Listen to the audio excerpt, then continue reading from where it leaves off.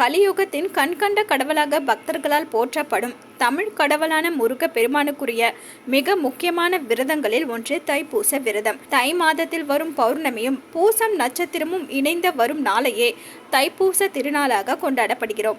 முருகப்பெருமானுக்குரிய முக்கிய வேண்டுதல்களில் ஒன்று காவடி எடுப்பது. இந்த காவடி எடுக்கும் முறை தோன்றிய தலம் பழனி மலை.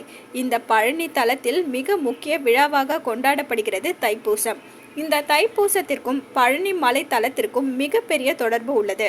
சிவபெருமானை போல் அம்பிகையும் ஆனந்த தாண்டவம் நிகழ்த்திய நாள் தைப்பூச திருநாளாகும். தைப்பூசம் என்பது முருகப்பெருமான் அசுரர்களை வென்றதையும் பழனி மலையில் ஞானப்பழம் கிடைக்காமல் கோபித்து இருந்ததை நினைவூட்டுவதாகவும் கொண்டாடப்படும் ஒரு தமிழ் திருவிழாவாகும்.